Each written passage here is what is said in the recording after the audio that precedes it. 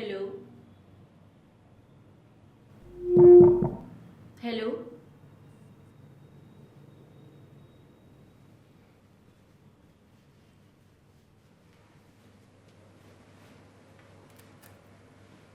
नमस्कार।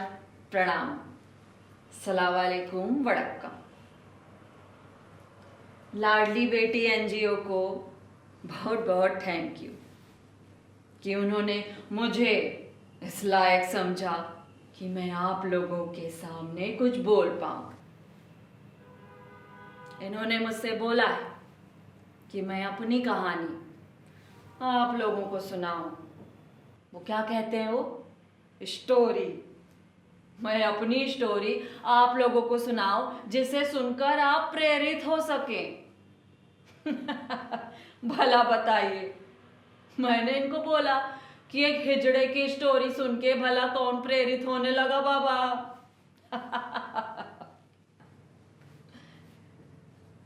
लेकिन देखो तो कितने सारे लोग आए हैं एक हिजड़े को सुनने। हाय हाय, नजर ना लगे। महिलाएं आई हैं, बच्चे, बूढ़े, जवान, और ये सूट बूट वाले भी आए हैं बाबा। मुझे बड़ी प्रॉब्लम रहती है इनसे। अब वो क्यों रहती है ये बाद में बताऊंगी। पहले बैक टू दी पॉइंट आ जाते हैं मेरी स्टोरी पे।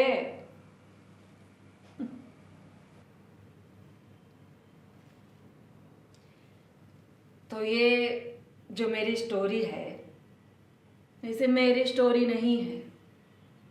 मेरे जैसे हजारों लाखों हिजड़ों की सेम स्टोरी है।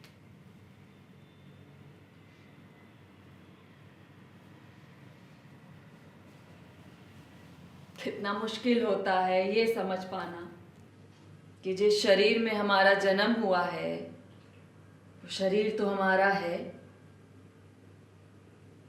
लेकिन उसके अंदर जो आत्मा है वो हमारी नहीं है। कंफ्यूज हो गए क्या? अरे मतलब मेरा जन्म एक लड़के के शरीर में हुआ था, लड़का पैदा हुई थी मैं,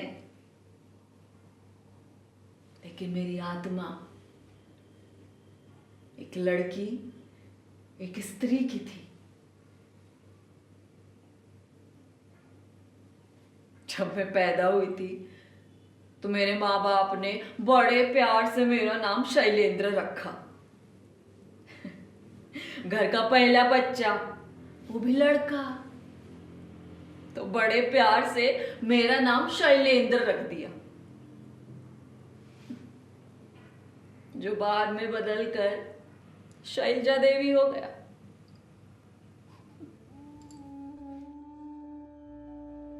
हमारा बचपन अलग होता है साहब। मुझे याद है मैं बहुत छोटी सी थी।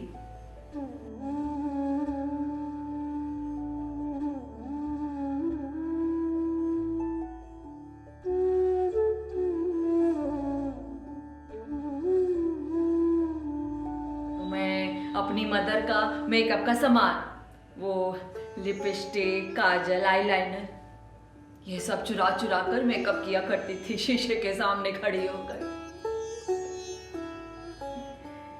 मुझे अच्छा लगता था सजना संवरना, तो सजती थी।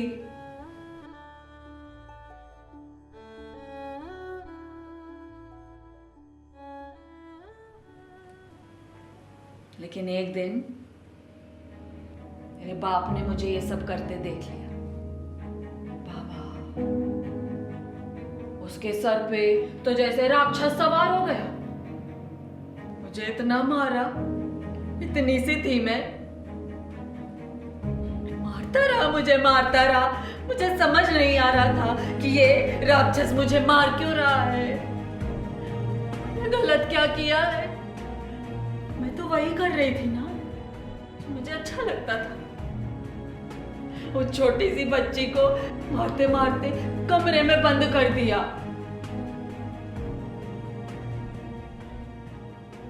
मैं रोती रही, चीखती रही, चिल्लाती रही। किसी ने नहीं सुनी मेरी भूखी प्यासी। किसी ने खाने तक को नहीं पूछा, मेरी माँ ने भी नहीं।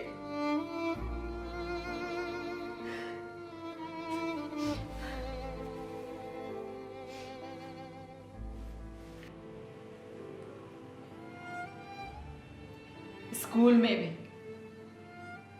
हट्टे कट्टे लड़के, आप जैसे ही शरीफ घरों के लड़के मुझे टार्चर करते थे, मारते थे, चिढ़ाते थे कि कैसा लड़का है, बात बात पे रोता है, कैसे चलता है, कैसे उठता है, बैठता है, छी।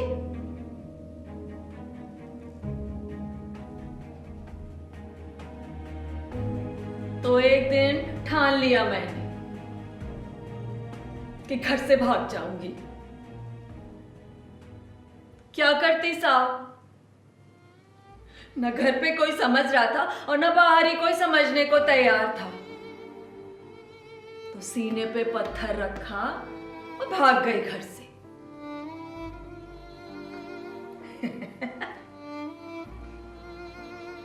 अरे ऐसे मुंह सड़ाए क्या बैठे हो, बजाओ ताली, अरे बजाओ।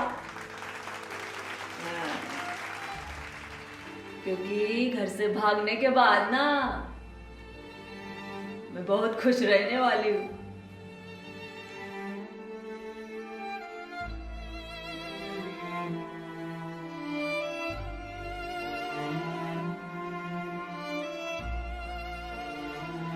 क्योंकि अब जैसे जी मर्जी चाहे मेकअप कर सकती थी, तैयार हो सकती थी, चल सकती थी, उठ सकती थी, नाच सकती थी, गा सकती थी, जो मर्जी चाहे कर सकती थी मैं।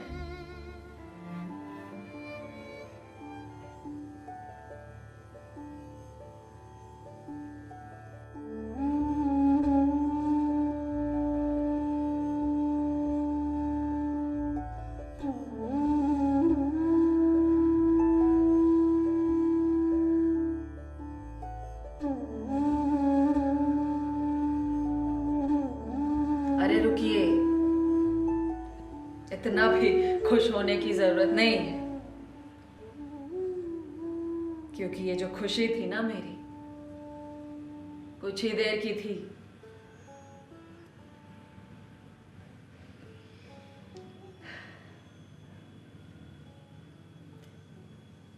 क्योंकि सभ्य समाज में रहते हैं ना हम, तो इस सभ्य समाज में जब एक नॉर्मल इंसान की खुशी और तरक्की लोगों से बर्दाश्त नहीं होती, तो हम जैसे हिजड़ों की, अब नॉर्मल लोगों की खुशी और तरक्की कैसे बर्दाश्त होगी बाबा? होगी क्या? नहीं ना।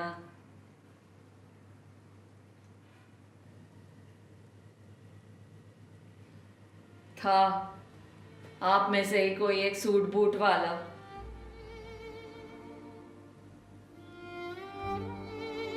फेंक कर चला गया था मुझे, ऐसे रोड पर फेंक गया था।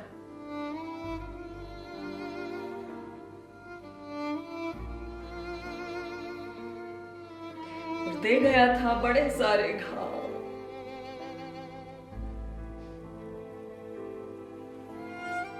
शरीर पर भी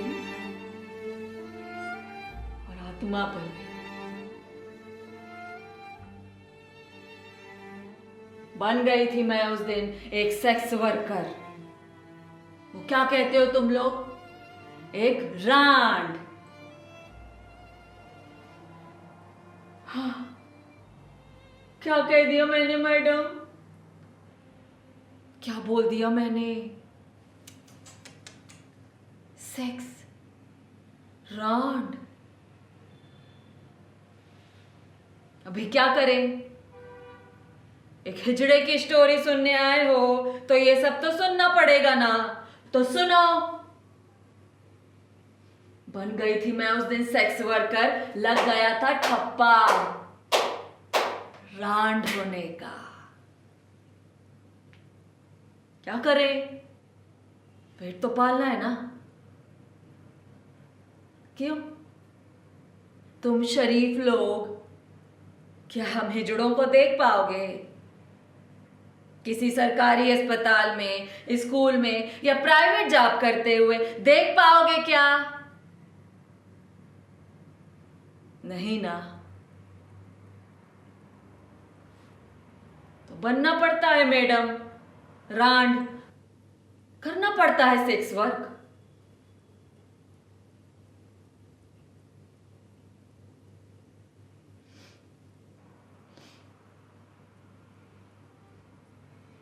हमारी तो मौत भी चैन से नहीं होती साहब।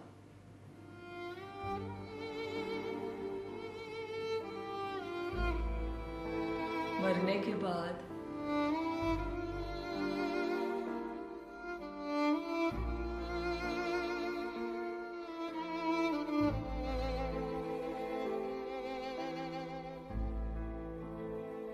हमारी लाश को जूते चप्पलों से मार मार कर ले जाते हैं शमशान तक।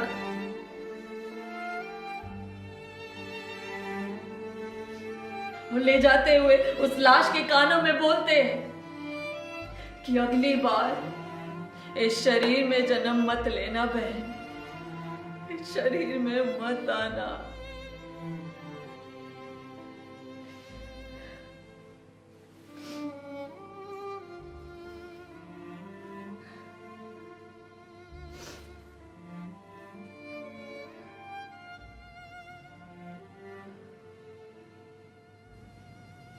उस दिन वो दर्दनाक दृश्य देखकर ठान लिया था मैंने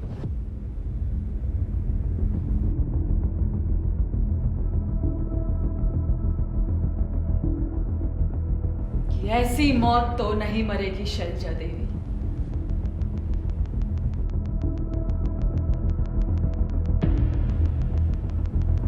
लड़ेगी अपने सम्मान के लिए, अपने अधिकार के लिए, अपनी बहनों को न्याय दिलाएगी, सम्मान दिलाएगी। सही मायने में इस सभ्य समाज को सभ्य बनकर दिखाएगी ये शैलजा देवी।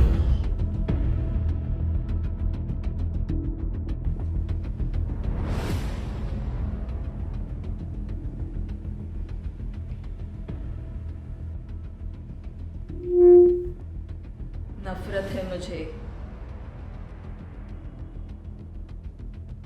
तुम जैसे लोगों से, सारी तुम जैसे शरीफ लोगों से नफरत है मुझे, जो हमें हमारे माँ बाप से दूर कर देते हो या उन्हें मजबूर कर देते हो हमें उनसे दूर करने के लिए। हमें मजबूर करते हो सेक्स वर्क करने के लिए, रांड बनने के लिए। कोई रास्ता नहीं छोड़ते हमारे लिए एक मर जाने के अलावा। लेकिन याद रखना, हम लड़ेंगे आखिरी तब तक अपने हक के लिए, अपने न्याय के लिए, क्योंकि हमारा भी उतना ही अधिकार है जितना तुम शरीफ लोगों का। याद रखना, हम अर्धनारीश्वर का स्वरूप है साहब, पास मत आना, चल जाओगे।